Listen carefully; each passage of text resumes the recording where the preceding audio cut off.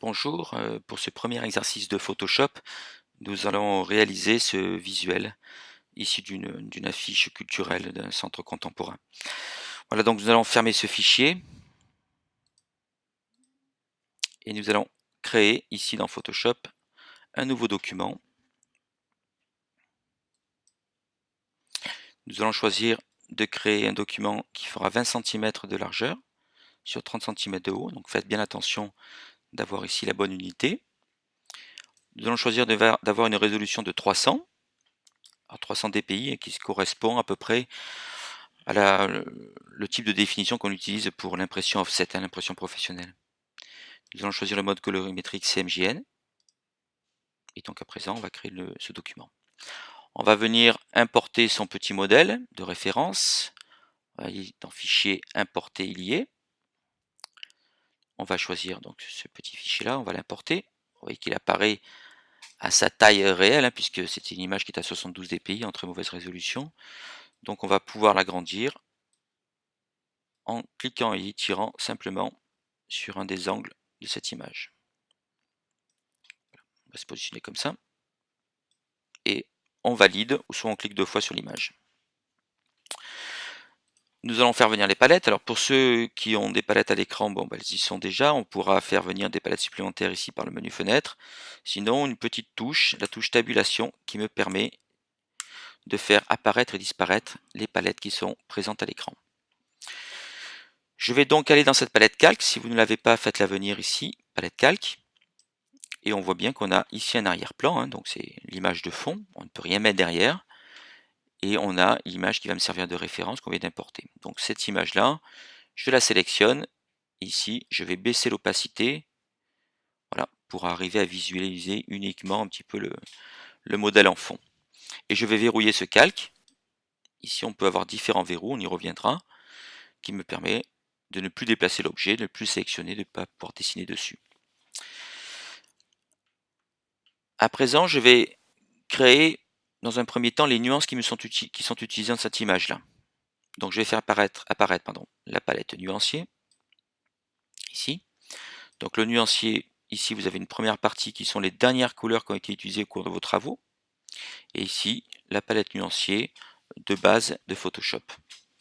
Si on ne souhaite plus la voir à l'écran, on peut très bien ici faire gestionnaire de paramètres prédéfinis et supprimer avec Shift enfoncé l'ensemble des nuances et les supprimer de son nuancier. Voilà, à présent, j'ai le nuancier qui est complètement vierge et je vais créer dans un premier temps mes valeurs de couleur. Donc on va cliquer ici sur la couleur de premier plan. On va lui mettre une valeur de 25, 15, 30, ce qui fera mon gris de fond. Et je clique sur la petite page pour l'appliquer dans mon nuancier. Je vais sélectionner ma deuxième valeur. On va mettre donc un cyan à 0, un magenta à 90 et un jaune à 50. Je valide. Et à nouveau, je clique dans le nuancier pour mettre cette couleur dans mon nuancier. Alors ça vous permettra de ne pas rentrer systématiquement toutes les données, de les avoir comme ça facilement récupérables à partir de ce nuancier. Je vais prendre un premier outil. Alors on peut voir que dans la palette ici des outils de Photoshop, vous avez un peu des sections et vous avez notamment tout ce qui concerne un peu les outils vectoriels. Alors quand on travaille sur des formes géométriques comme ça, il est préférable de travailler avec des formes vectorielles, ce qui permettra en fait de les agrandir et de les réduire à volonté sans perdre en qualité. Donc j'ai ici la palette de sélection qu'on connaît puisqu'on travaille dans Illustrator. Et on a ici la palette avec les outils des formes simples. Ici, donc je vais prendre l'outil ellipse. Et la première chose, on va aller dans la palette des spécifications en haut. Et on va voir que à partir de cette forme, on peut la traiter de différentes manières. Alors je vous explique brièvement. La partie forme, c'est quand on crée un calque vectoriel. Donc ça sera un objet vectoriel qui sera bien défini dans la palette calque ici.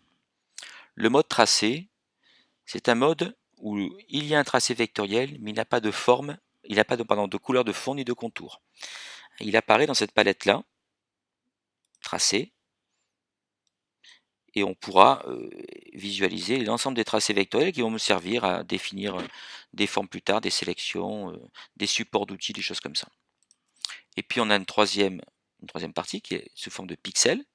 Donc là, il faudra créer un calque pixel au préalable pour pouvoir définir la forme sous forme de pixels. Intéressant, mais vous ne pouvez pas agrandir ou réduire à volonté sans avoir une perte de qualité.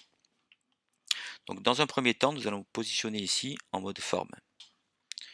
Nous allons choisir ici cette couleur, donc on peut la sélectionner directement dans le nuancier. Il faut que la couleur soit en premier plan pour qu'elle soit active pour la forme que nous allons définir. Nous allons faire un cercle. Donc là encore, si on veut faire une ellipse parfaite, c'est-à-dire un rond, on appuie sur la touche Shift et je vais définir mon objet. Voilà. Donc nous avons bien dans la palette calque un calque vectoriel. Il est signifié ici par ce petit icône qui montre des points d'ancrage. Et on va pouvoir maintenant jouer sur cette forme pour la déplacer avec la flèche noire ici dans la palette outils. Vous avez dans la partie haut des spécifications, comme tout élément vectoriel peut avoir une couleur de fond et une couleur de contour. Si on veut une absence de contour, on clique ici. Si on veut une valeur de fond, on va choisir ici dans le nuancier qui apparaît. On va pouvoir déplacer et copier cet objet en appuyant sur Alt. En le faisant glisser avec la flèche noire, je peux effectuer une copie sur le même calque. Donc en fait ici j'ai bien deux objets qui sont sur un calque identique, le calque ellipse. Donc nous allons continuer à créer le rond du bas. Donc pour cela, on prend l'outil ellipse, on va cliquer à partir du centre, faire la touche Alt pour créer son cercle à partir du centre et Shift pour le contraindre, un rond parfait. Voilà, on va à peu près le définir comme ça. On prend la flèche blanche et on peut se déplacer ce rond pour le positionner correctement avec les incréments du clavier, par les flèches du clavier. Et on va lui enlever cette couleur de fond et lui appliquer une couleur de contour ici. On va pouvoir augmenter la taille.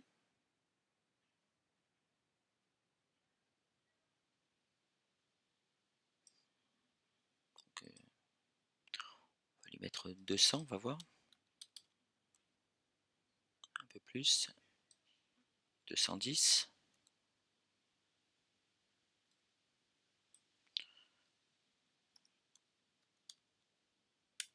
Voilà, à peu près 230 pixels. Nous allons réaliser ce quatrième cercle. Pour cela, on voit que ce cercle a été tronqué ici. Nous allons faire apparaître les règles qui sont ici verticales et horizontales. Alors si vous ne les avez pas à l'écran, vous faites affichage règles, c'est ici. Et on va aller chercher en cliquant, glissant dans la règle verticale, un repère qu'on va positionner ici. Voilà, ce repère n'est pas imprimable. Nous allons donc prendre l'outil ellipse. Nous allons ici bien faire attention d'avoir un nouveau calque, ici dans cette partie-là. Parce que sinon, si vous êtes sur un calque qui est déjà présent, vous allez créer la forme vectorielle sur ce calque. Là, on veut bien des calques séparés. Je vais faire Alt, Shift. On positionne ici le cercle. On peut voir qu'il a les dernières valeurs que l'on avait mis au calque précédent. On va ici lui mettre une couleur de fond et une absence de contour. Voilà. On désélectionne bien l'objet. Et à présent, nous allons faire une soustraction de forme. Donc on va prendre l'outil rectangle. On choisit ici de faire soustraire la forme avant. On va sélectionner son objet. Alors on peut prendre la flèche noire, chercher directement, ou avec la touche commande, sélectionner son objet. Et ici, on va générer un rectangle vertical. Et on voit bien qu'il a soustrait ce rectangle à la forme ellipse. Donc à présent, nous avons créé ces différents cercles. On peut, si on veut ranger correctement un petit peu ses affaires dans la palette calque, sélectionner avec la touche Shift l'ensemble des éléments graphiques. Et on va ici faire nouveau groupe d'après les calques liés. et on va l'appeler cercle. Je valide. Vous avez maintenant, vous avez un petit dossier avec l'ensemble de vos calques à l'intérieur. Donc on va masquer cette partie-là et on va s'attaquer à la partie centrale. Donc je vais légèrement zoomer dessus. Je vais prendre l'outil rectangle, définir un premier rectangle ici en faisant cliquer glisser, et avec la fonction associer des formes, je vais créer ici le deuxième rectangle. On voit bien que les formes sont associées sur un même calque et qu'elles ont un contour commun. Je vais prendre ces deux formes, les sélectionner avec Shift, leur appliquer un fond noir et un contour à 0.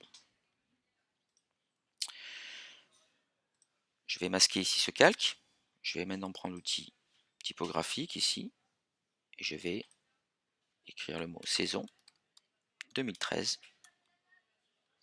Je vais faire tout sélectionner, CTRL A, avec l'outil texte bien entendu dessus, et je vais faire venir la palette du texte qui est commande T ici. Donc on retrouve cette palette ici. Je vais choisir de mettre une typo Armada.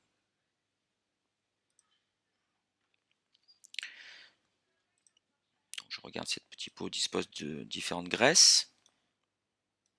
Je vais positionner avec la flèche noire cette typo ici, et en faisant commande T, faire apparaître les poignées de déformation pour pouvoir ramener la police ici. Alors on peut voir qu'ici, il y a un espace entre les lettres qui est assez important par rapport à l'image initiale. Donc je vais peut-être légèrement agrandir pour m'occuper de la valeur du corps de la typographie.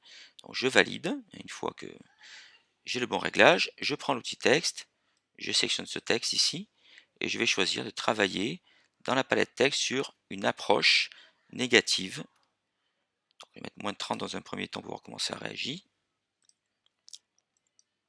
Ici, moins 30. Voilà, c'est à peu près correct. Je repositionne ma typo s'il y a besoin. Je vais mettre moins 37. Voilà. Je vais maintenant prendre l'outil texte pour créer un nouveau bloc texte que je déplace. Et je vais réintervenir sur celui-ci. Centre d'art. Contemporain. CTRL T toujours pour réduire. Alors, dans la dernière version de Photoshop, on n'appuie pas sur la touche Shift pour contraindre l'outil à une réduction ou un agrandissement homothétique. Il faut au contraire cliquer sur Shift pour faire uniquement de l'échelle horizontale ou verticale. Donc là, on va choisir une autre typo, donc je vais la sélectionner. Je vais aller chercher un helvétique à œil en régular. Ici, on va lui mettre une approche standard à 0 pour l'instant. Je regarde un petit peu par rapport à l'image initiale. Peut-être que celle-ci, on est plutôt dans la famille des bold ou du medium plutôt. Voilà. Donc je vais agrandir légèrement. Voilà. Ensuite, on va rester dans le même type de famille. Donc, dans la palette calque, on peut très bien prendre un calque, le déplacer sur la petite page ici, pour en fait le dupliquer. Et il me suffit de le sélectionner avec la flèche noire, enfin la flèche de déplacement, pardon, ici, pour lui mettre le nouveau texte.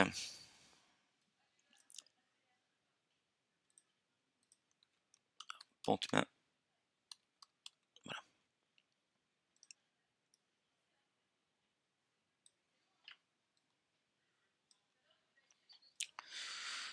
Voilà, donc on a à peu près réalisé son cartouche. On va faire apparaître le cartouche ici. Donc on a vu que la typo, alors on va se repérer puisqu'on va pouvoir ici déverrouiller, remettre l'opacité, pour bien visualiser. Donc on a bien un gris au niveau ici de 2013 et du centre contemporain. Donc je me remets ici les valeurs. Donc on va mettre toute cette typo là ici en blanc dans la palette spécification des caractères. Ici.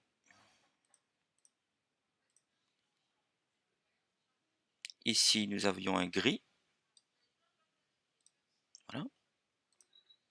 On a aussi ici, je crois qu'on était en blanc. Alors le blanc on peut l'avoir ici bien entendu. Ici on peut le mettre à différents endroits. Hein. Voilà. Et ici je crois qu'on avait une sorte de gris. Voilà, donc on a réalisé le cartouche. On va faire apparaître maintenant l'ensemble des cercles. Nous n'avons pas réalisé le fond, donc soit pour le fond, soit on travaille sur l'arrière-plan, soit on crée tout simplement un calque de forme avec la valeur de couleur. Voilà. C'est assez simple en fait avec les formes ici, puisque c'est plutôt dynamique, on peut changer de couleur très très rapidement. Donc je vais ici définir un rectangle. Je vais lui mettre une couleur de fond ici, une absence de contour. Donc nous venons de terminer ce visuel et nous nous retrouverons prochainement pour une seconde affiche à réaliser.